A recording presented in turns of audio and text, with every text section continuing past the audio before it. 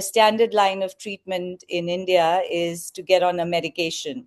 We take medical nutrition therapy, replace the medicine, and reverse the metabolic disorder. This coming from a family of doctors, I've grown up with medications, so I've seen my mom practice.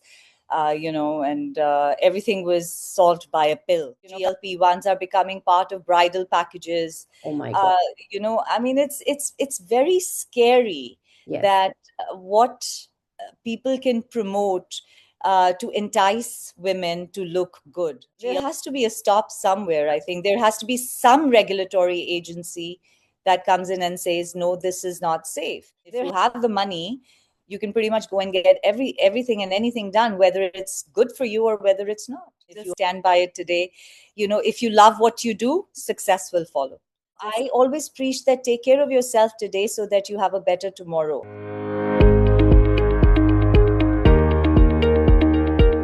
Hi, Tina, and once again, a very warm welcome to the About Her show.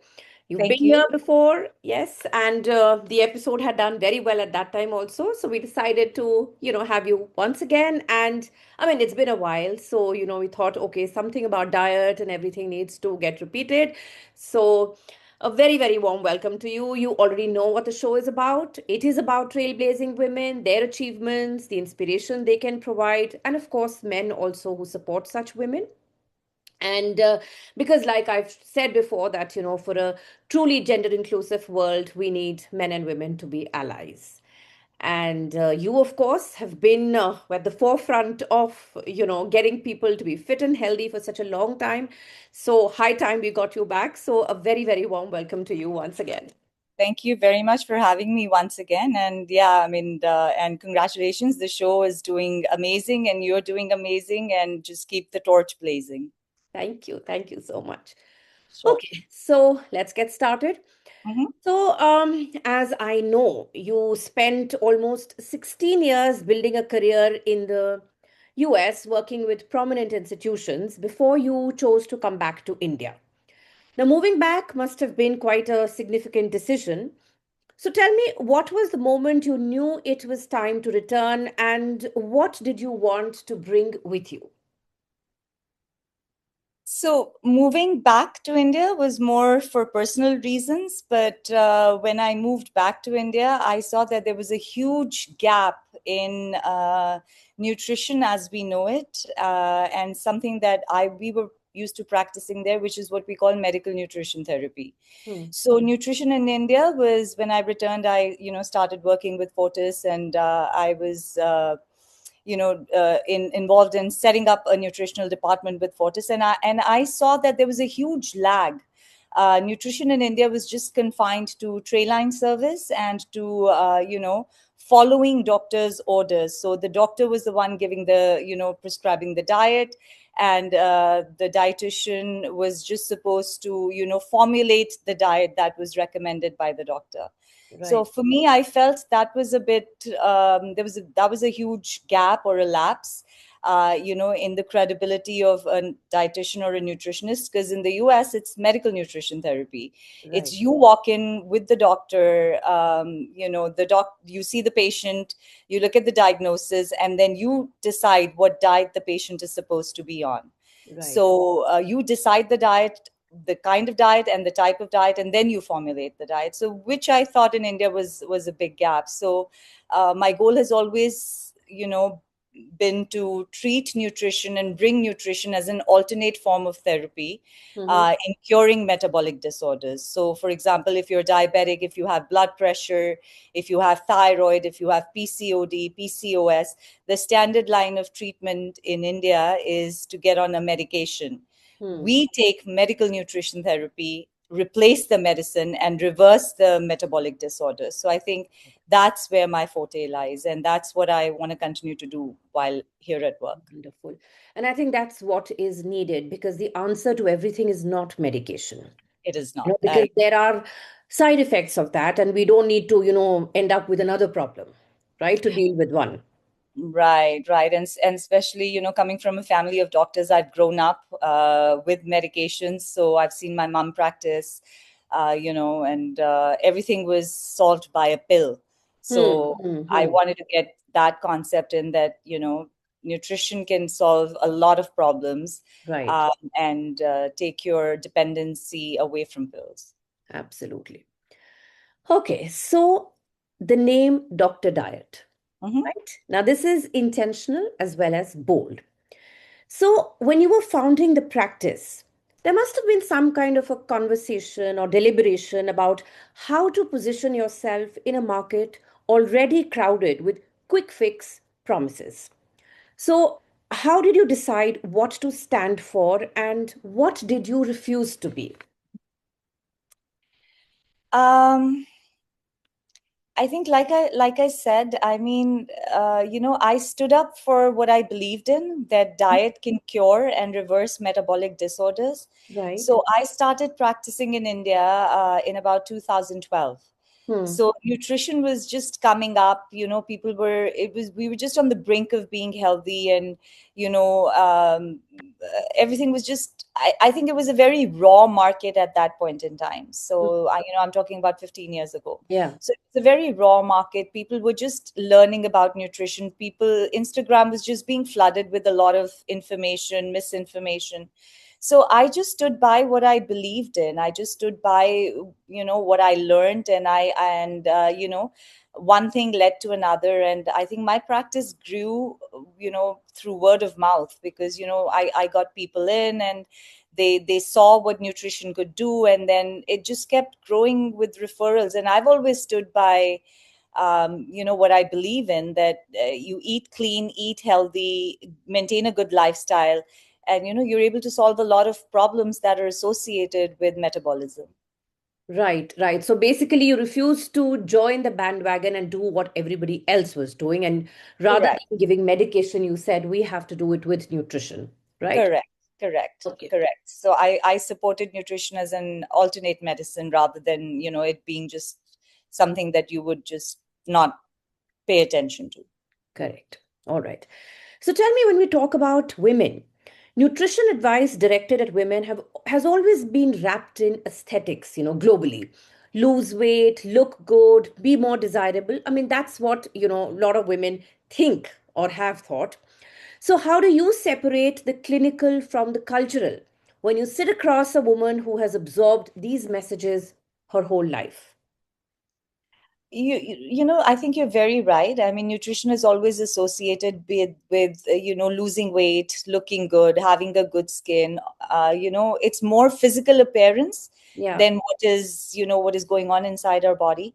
So when I sit down with women, and especially the younger generation or our generation, women in their 40s and their 50s, Hmm. I always start off by emphasizing health 10 years from today. How are you going to be feeling 10 years from today? How much dependency are you going to have on others 10 years from today? Right. So I always preach that take care of yourself today so that you have a better tomorrow. Because think of it, everything is let's say weight. Hmm. Okay, let's pick up weight. So for somebody to lose weight, for me, is more for health reasons than for physical appearance. Because if you're overweight, you're going to pretty much soon need a knee replacement surgery. You're not going to be able to walk. Your osteoporosis, if you compromise on nutrition to look good, osteoporosis, osteoarthritis, these are conditions that we are seeing very frequently coming in women. Hmm. Menopause is taking up big time. Earlier menopause symptoms were shushed, and nobody really Yeah. spoke about them. Nobody really acknowledged the hardships or these symptoms a woman goes through when she's menopausing, Hmm. which led to a lot of health concerns later on in a woman's life when she's about in her 60s or her 70s. Hmm. So sitting down, explaining it to them that look good, but look good nutritionally, in a nutritionally sound way, so that um, you're healthier 10 years from now, and you don't depend on people too much. You're able to take care Right. of yourself. Yeah, I think that long-term perspective is what is important. I mean, Yes, looking good now, yeah, but what about 10 years from now? What about 20 years from now? You yes, yes, have, yes. a long road ahead of you. Yeah, it was I was just reading an article today on Instagram that brides today, these young girls, before they get married, they go through IV therapies to look good. the Ozempic, GLP-1s are becoming part of bridal packages. Oh my God. uh, I mean, it's very scary Yes. that what people can promote to entice women to look good. I mean, go for these hydration therapies, go for GLP-1s, this kind of treatment, this laser, this tummy tuck, this and that. I mean, there has to be a stop somewhere. I think there has to be some regulatory agency that comes in and says, no, this is not safe. Yeah. Like, in the US, for example, everything is, structured, and everything is, governed by your insurance. So unless and until your doctor thinks it's okay for you to do it, your insurance won't cover it. But Right. unfortunately, we don't have that in India. I mean, if you have the money, you can pretty much go and get everything and anything done, whether it's good for you or whether it's not. Absolutely. Absolutely. That is actually a sad state of affairs, and high time someone did something about it. Yeah, yeah, I think so too. So, before you set up your own practice, you headed the clinical nutrition department at Fortis Gurgaon, right? Mhm. And then you decided to build something of your own. So, tell me, what did that transition teach you about the kind of leader you wanted to be on your own terms? See, like I said, it was way back in 2012, and I was just settling into India, and I was, finding this huge gap in the nutrition market. Uh, there was a lot of misinformation going on. So I just, Dr. Diet was just my baby, my passion of taking nutrition and treating people with medical nutrition therapy. Like I said, again, telling people that if you have to lose weight, you don't need to go on a fat blocker. Right. To cure blood pressure, you don't always need to be on a blood pressure medication.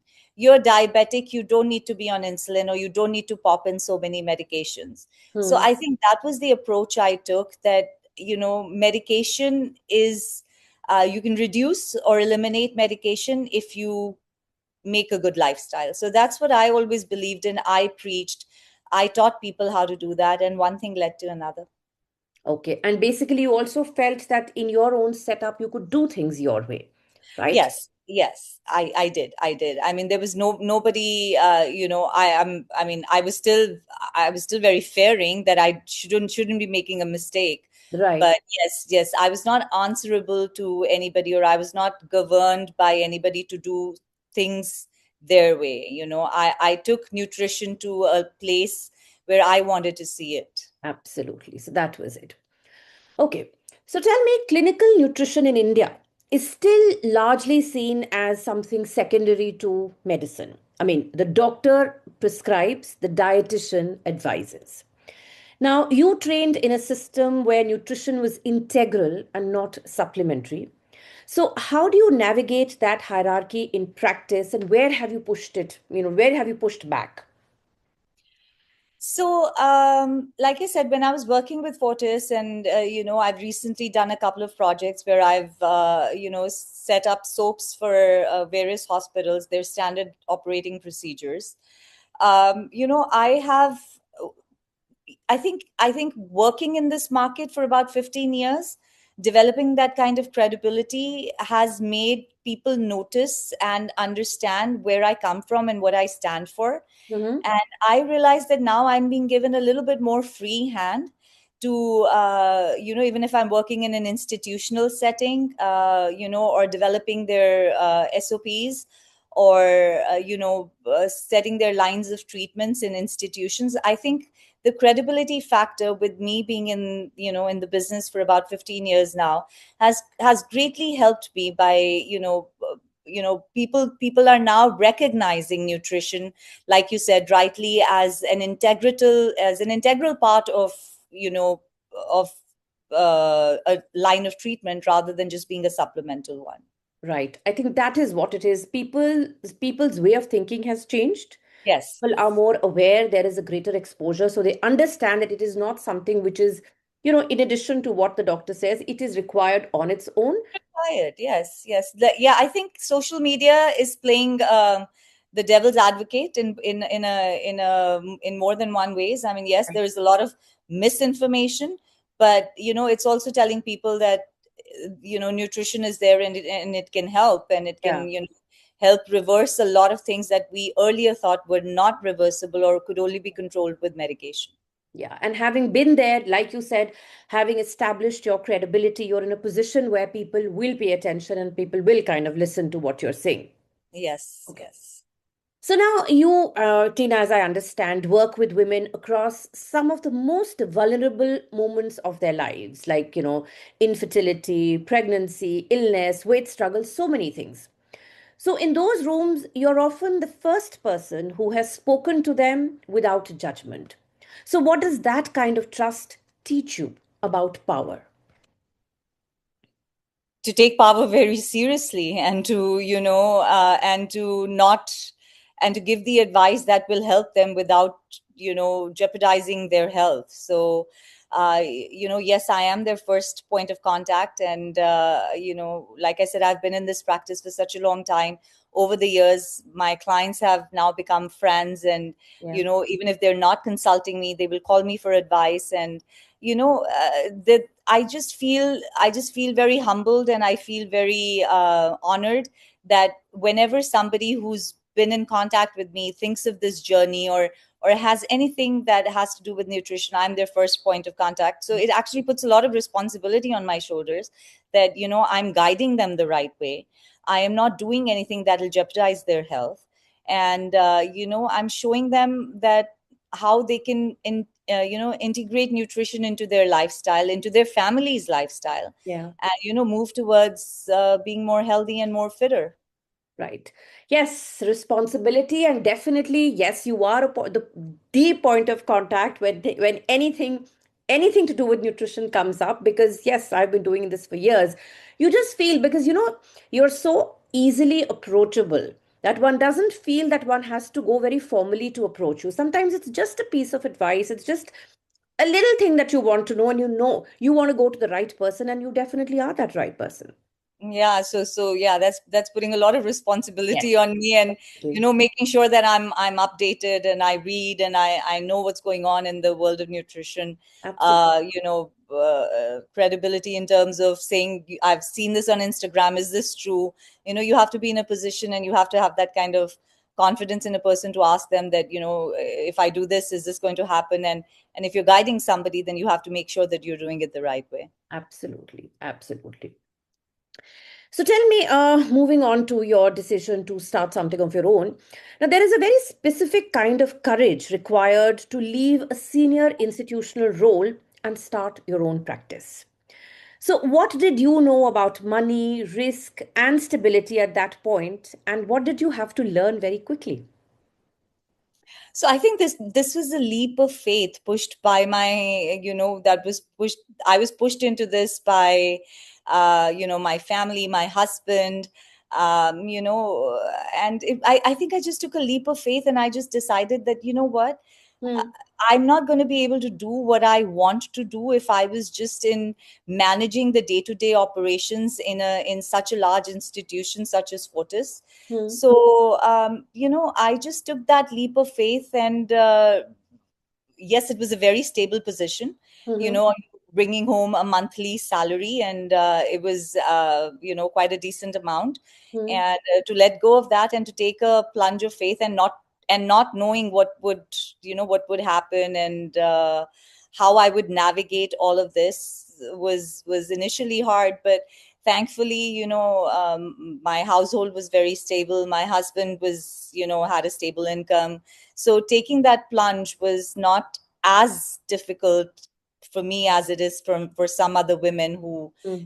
who are the sole earners, or who are the primary contributors in their households. Right, that is true. That, of course, you definitely need family support, and like you said, the support from your husband. But then, in any case, I think if you want to do something, there has to be, it is a leap of faith, because you cannot know everything about everything from the very beginning. There's so many things that you will learn on the way. So you Yes, have to and be like I said prepared. in your last podcast also, and I stand by it. I don't know how long ago I did your last podcast, but I still stand by it today.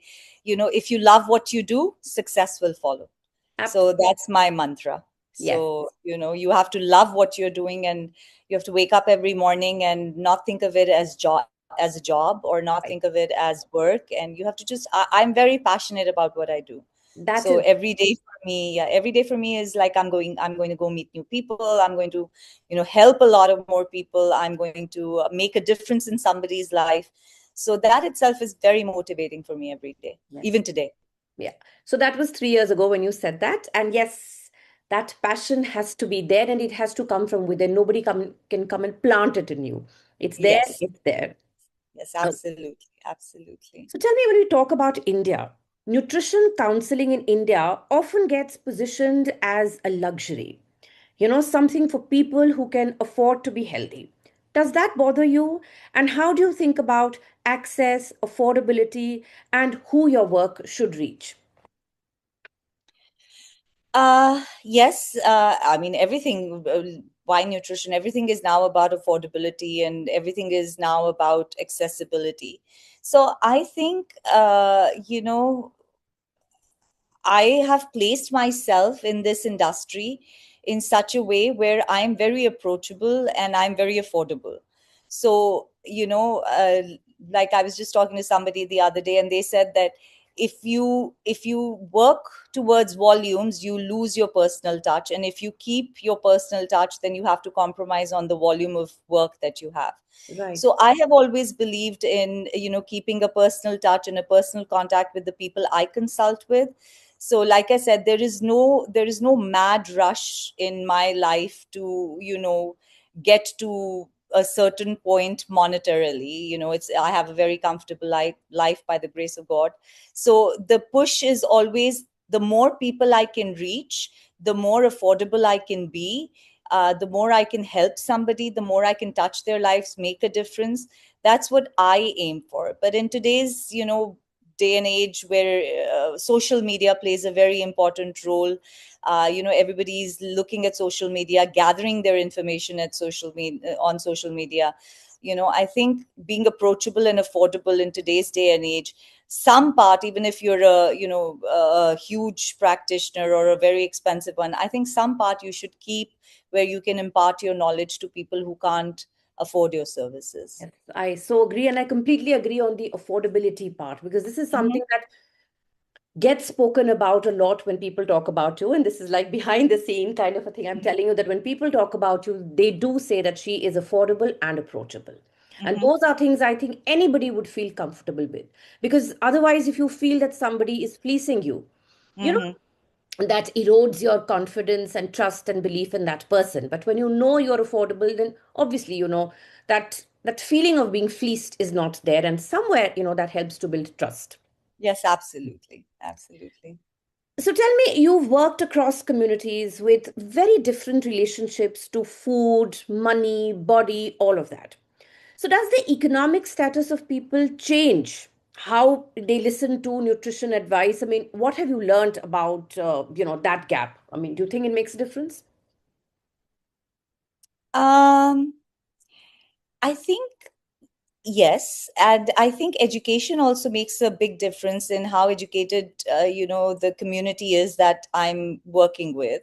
Mm-hmm. There are still traditional values, there are still traditional mindsets of people that I sometimes have a hard time breaking.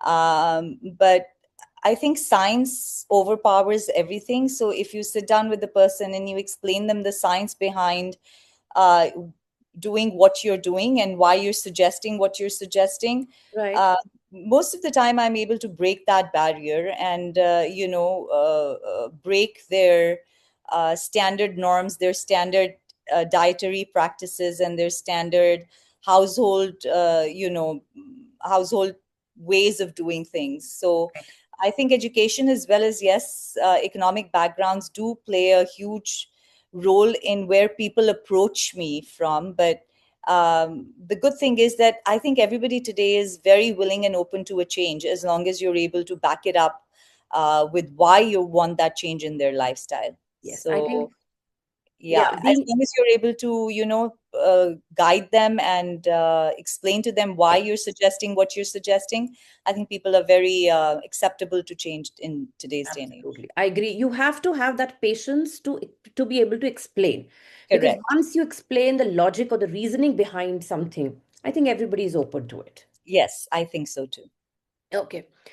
Now, you also work on, things like binge eating, eating disorder prevention, all of those things, which is deeply stigmatized in India.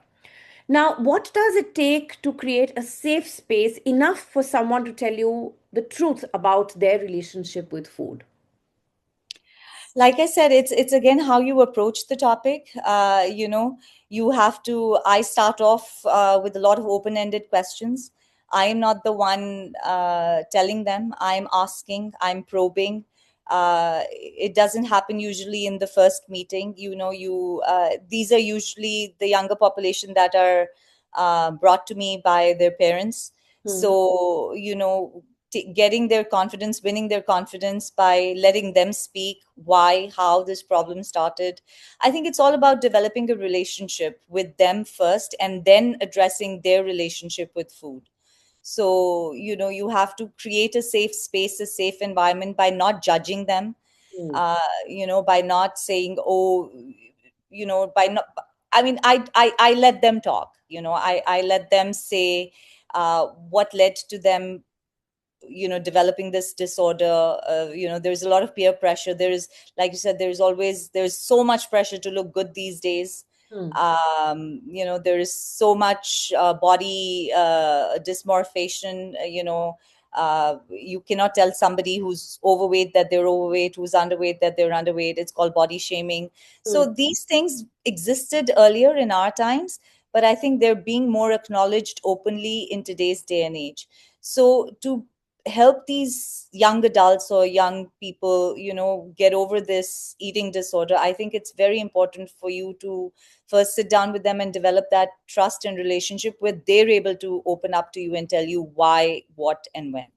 Correct. I think that's very important. No judgment, letting them talk, and then making them feel and believe that this is a safe space. And I Correct. guess the more you interact, the number of times they meet you, that Yes. it's a gradual process, but It's you a will. gradual trust process that they build, and just asking them every time you meet them, have you had any episodes? Or sometimes they come back and they say, yes, I've had a few episodes, or no, I haven't had any episode. So Hmm. just letting them do the talking, and you're just there asking open-ended questions and reinforcing.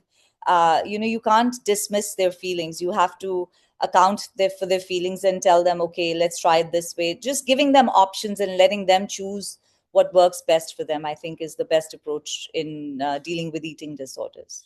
I agree. And I think with dealing with anything, if you Yeah. have a patient open ear, open, you're open to listening to them, it will Mhm. make all the difference. Absolutely. Now, Tina, women are consistently the primary decision makers for their entire families when it comes to food, generally speaking. Yet, consistently, they're the last to prioritize their own health. Now, in your 22 years of practice, what is the one thing about women's relationship with their own bodies that has stayed with you? um I think, like I said, we live in a very a very visually stimulated world. So the need for every woman to look good, the need for every woman to you know look attractive, I think that's what's, and more so nowadays because of all the exposure that everybody has. I mean, if you go looking for a job, you're first judged by how you look, how you appear.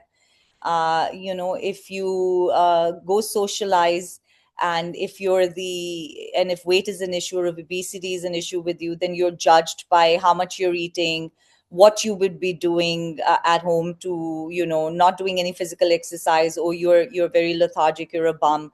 There's a lot of peer pressure around women to look good now, in friends, in family, as well as in the workspace. Hmm. So when I over the years of interacting with women, I think this is one thing that has stayed very constant. Hmm. I do get women consulting me for health disorders, but the majority of the women still, by at the back of their mind, it's always, I want to look good. Hmm. I have this job, it needs me to look good. My husband wants me to look good. My family wants me to look good. I'm not getting married. I'm not getting proposals that I want. Or now I'm in my 40s. I think once a woman crosses about 45, 50, the need for looking good is then surpassed by the need to feel better, the need to feel healthier. But I think up until about 40, 45, the primary goal to is to look good. To feel good, you have to look good. Yes, that is true. But yes, you're right. After you cross that threshold, then that feeling of overall feeling good, not necessarily maybe weight wise, the way you look, but I think health becomes a bigger issue, or it becomes a greater concern than just looking good. So I think it's after that age when you really start realizing that, you may not look a certain way in terms of the weight, but definitely the overall fitness and the overall health has to be, on point. I think that is what becomes important Yeah, most. because I mean, by the end of it, I mean, as you're crossing your 50s and you're entering your late 50s and your 60s, with menopause setting in, there's a lot of changes that happen in a woman's body. Acknowledging those changes and realizing that, okay, now it's about feeling good rather than looking good. I think that takes over most of our decisions on how we look at nutrition and health. Absolutely. So, Tina, coming to you. Okay, we've spoken about your clients, we've spoken about your practice, your work, everything. But tell me, after 22 years of telling other people how to take care of their bodies, what has been the hardest part of taking care of your own? I mean, I think it was my lifestyle's always been very clean, very healthy. But I think, yeah, at the minute in my at the minute I'm, approaching 50, I think, the menopause symptoms are setting in. And I'm also just finding it, although that's what I was, talking to my husband the other day, that I've always been a clean eater. I've always, exercised. I've always, set my plate right. I don't eat a lot of junk. I don't eat from outside. I try and keep my lifestyle very healthy. But this menopause thing, that's, that the phase that I'm entering, it's just I'm very snappy, and it's very, if I gain a couple of kilos, it's very hard to lose those couple of kilos. And your whole body dynamic is just shifting. It's not something that I am doing intentionally, but it's just my body now telling me that slow down. And yeah, I mean, I'm seeing a lot of changes in my own body, as I'm approaching my 50s. And yeah, I mean, and to my advice now, when I see earlier when I was in my 30s and I used to see women in their 40s and 50s and they used to tell me their problems, I used to just like laugh it off and saying, yeah, yeah, sure, I don't think this is ever going to happen. Hmm. Now if I see somebody in their late 50s and 60s, I take their problems very seriously, because I'm thinking that, that maybe someday you're also going to be faced with those problems. So find a solution for those problems now, so that by the time you get there, you have a solution ready in hand. And to the younger generation, to my own daughters, I say, invest in your health. I think that's the best thing you can do. Invest in your health now, so that you don't have to struggle later on in your life. Because I think the earlier, like any other investment, if you begin early enough in your life, I Yes. mean, problems will be there, challenges will be there. Every decade, every year will bring certain things, but you will be better equipped. Right. And I think COVID taught us that, when COVID hit, I mean, I used to get crazy number of calls every day.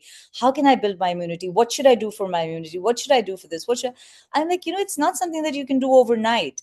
It's a practice. It's something that you build over years. It's like mutual funds. It's like your investments. You can't just put in money and expect returns the next day. You have to give it time. Health, nutrition, immunity, longevity of life, all these things need time. So invest in them. Yes, You can never go wrong by investing in your health. absolutely. Absolutely. So, Tina, while we've come to the end of the conversation, we still have the rapid fire round, which is Okay. we didn't have it that time when you were Yeah, there. we didn't. I don't remember doing this. Okay. So this is five quick questions followed by five quick answers, whatever comes to your head first. Okay? Okay. All right. So the first one. One food you prescribe constantly but secretly find boring. Flax seeds. Okay. All right. The next one. The wellness trend you're most tired of explaining. Detox waters. All right. The next one. A woman in your life who changed how you see your work. Ooh, I have quite a few actually. But Okay. a woman I think would be my mom. Well, you see, I kind of expected this answer. When I Hmm. was writing it down, I said, I think this is what she's going to say.